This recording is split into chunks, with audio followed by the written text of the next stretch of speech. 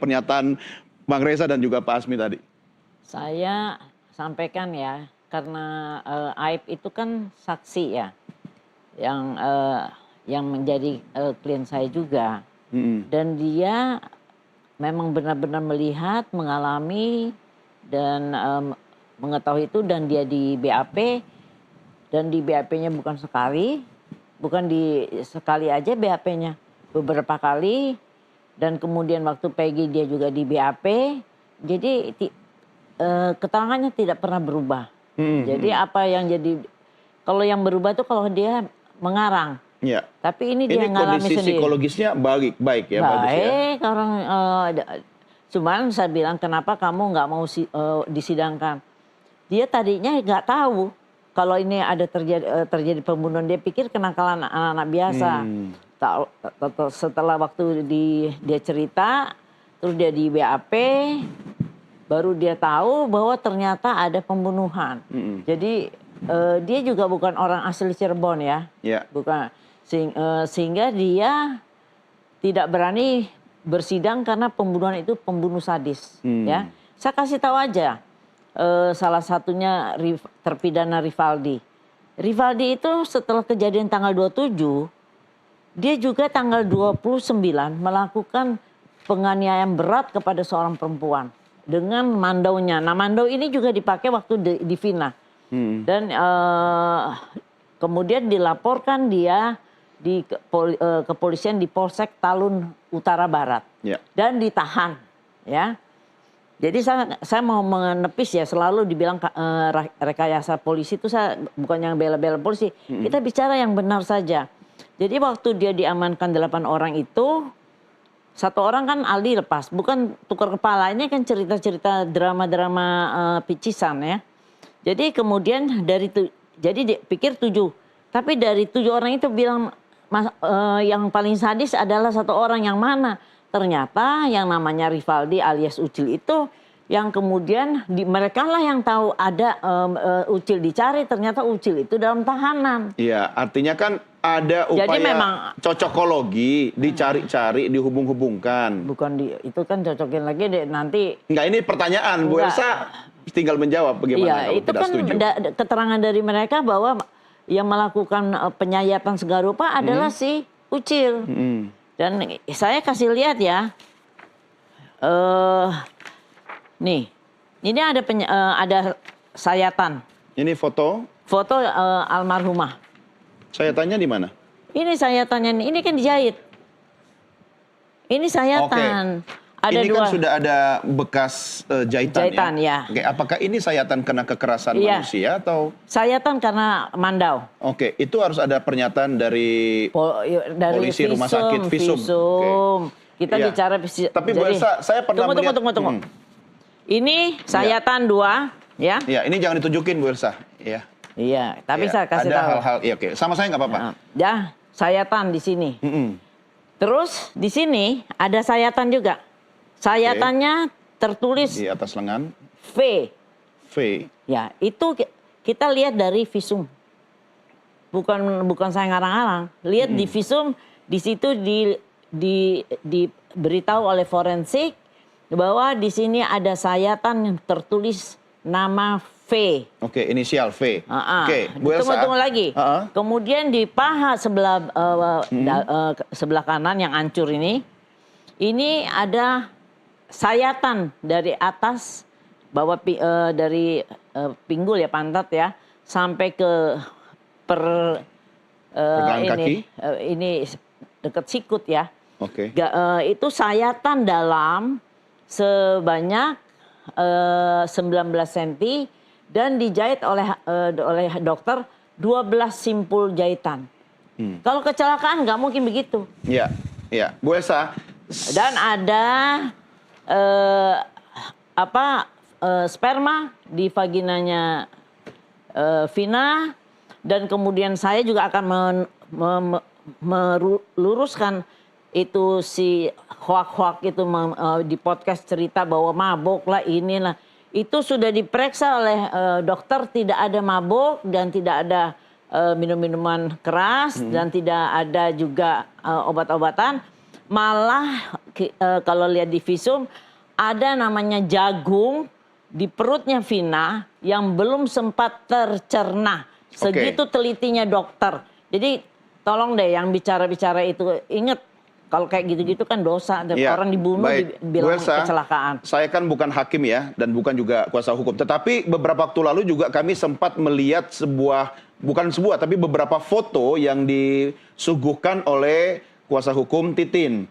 Ya, dan ternyata berbeda dengan foto yang Anda tunjukkan ke saya hari ini. Dan itu foto bersih sama sekali. Tidak ada bekas-bekas luka atau sayatan seperti yang Anda katakan. Memang yang bersangkutan akan menjadi saksi nanti ya di persidangan. Nah, terlepas dari itu, ini kan Pak Asmi, kita ada mungkin ya, kita membahas sesuatu yang sudut pandangnya sudah berbeda walaupun objeknya sama. Kalau namanya foto harus namanya ada digital forensik dari Mabes. Kalau saya punya, benar apa enggak ya? Saya punya bisa dipertanggungjawabkan karena ini berasal dari kepolisian yang sifatnya ada pembuktian dari forensik, digital forensik. Ya, itu kalau nanti itu kan bisa dihapus diedit. Itu nanti ahlinya yang akan membuktikan. Tapi dalam hal ini, Bang Asmi, apa yang bisa Anda sampaikan? Sekarang kan PK, kita nggak perlu lagi buktikan itu. Itu yang tadi ini yang memang menjadi catatan penting ya, potret buruk menurut saya atas proses dalam kasus ini gitu loh. Ada penegakan hukum yang tidak berkualitas. Bantahan-bantahan kita hari ini kan sebenarnya yang tadi kita bilang lagi, tarik lagi di titik nol, kegagalan di tingkat gerbang pertama sistem peradilan pidana. Ini nggak berkualitas banget. Tidak berkualitas pakai banget. Karena kalau tadi Bu Elsa bilang Mandau, apakah itu sama? Nanti tiba-tiba ada samurai, padahal kalau kita lagi lihat nanti di kalau Pak Rudiana di halaman 6 BAP begitu kejadian karena dia benar-benar mendapatkan kata dia gebuk, itu adalah samurai di BAP dia. Makanya mana yang benar nih kan? Pak Rudiana yang diperiksa begitu dia amankan orang-orang itu 18.30 di BAP nomor 6 itu ada samurai. Kita juga harus pemahaman yang sama antara Mandau dan samurai. Jangan-jangan kan bendanya sama, namanya beda. Ya kan? Kayak saya tadi bilang itu adalah Mandau, tapi Mandau kan beliau, tapi samurai kan lagi beda nih. Iya. Kalau itu di BAP samurai, berarti harusnya objeknya berbeda dong. Lagi dong. Bentuknya berbeda. Berarti kan ada sesuatu. Kok bisa lagi berbeda ini terhadap penyitaannya Mandau. Ya. Penyitaannya Mandau loh. Dan diserahkan kembali. Bagaimana dalam satu peristiwa ada dua hal yang itu berbeda-beda. Tadi bilang satu ini begini, ada yang bilang bersih, ada yang bilang ini tidak apa-apa, ini ada jahitan dan segala macam. Seharusnya potret pertama kan lagi-lagi. Saya bilang, saya bukan nggak ada bermaksud untuk menyalahkan, tapi ini adalah kita dalam posisi objektif untuk melihat koreksi pertama kita ini ada di mana, gitu loh.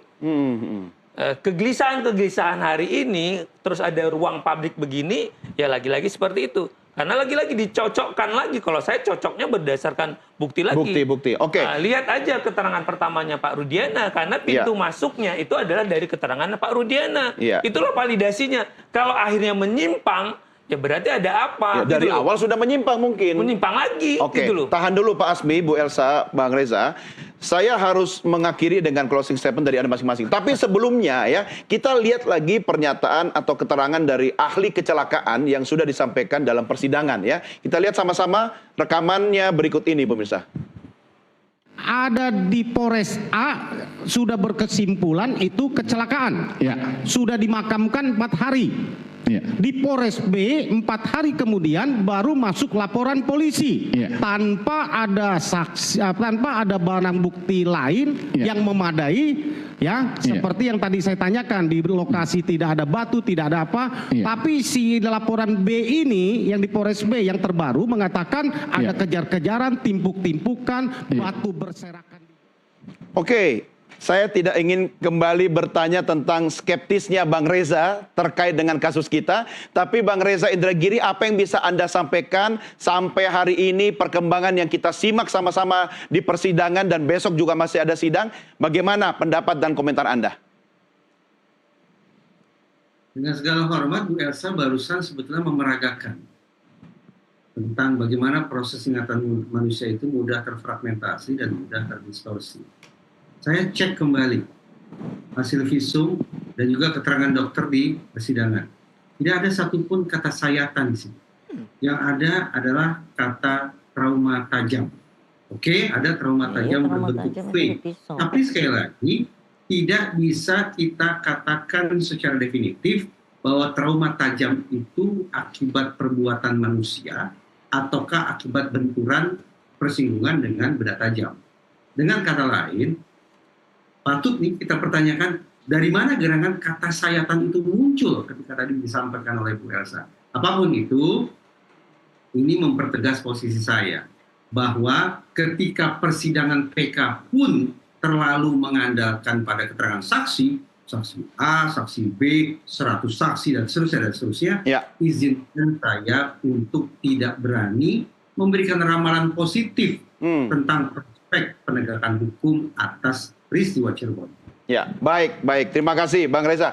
Saya harus mengakhiri. Hari Rabu kita ketemu lagi. Tambah satu lagi, Ya? belum bisa nih. Tambah satu lagi dong, dikasih kesempatan closing statement. Enggak, ya kan? 10 detik, 10 detik. Ini Oke. sudah ada live berikutnya dari KPUD. Baik, Silakan, singkat. Kalau tadi adalah AF dia berarti unus testis, satu saksi yang tidak bersandar Oke, dengan yang lain. iya. Terus kalau kita lihat keterangan AF saja tinggal satu. Terus kita lihat bahwa bukti-bukti yang kemarin itu hanya bersandarkan pada BAP Iya. dan hakim hanya mengambilkan petunjuk yang tidak bersesuaian dengan alat yang bukti yang lain, seharusnya adalah fakta baru yang harus dipertimbangkan. Oke. Lagi-lagi, ini yang menjadi penting karena saksinya cuma AF dan AF pada waktu juga menyatakan dia tidak melihat peristiwa pembunuhan. Bagaimana mungkin dipaksakan dengan pasal 340? Ini menurut saya adalah kekeliruan nyata Ya. hakim dan sekaligus jadi faktanya. Ya. Saya Oke. membantah itu Aduh, karena Bu Elsa masuk saksinya aja. bukan Aep ya. Karena ada saksi lain bernama Rana Piing yang melihat mereka ribut berantem dan mereka sempat memisahkan. Harus dilihat dalam ada bukti BAP, ada. BAP itu.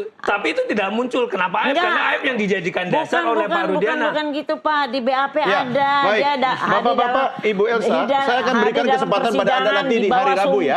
Ya, pemirsa, saya harus akhiri sampai di sini diskusi kami dalam Tidak NTV pernah Prime Dialog. dicabut. Dan selanjutnya saya ajak Anda untuk bergabung dengan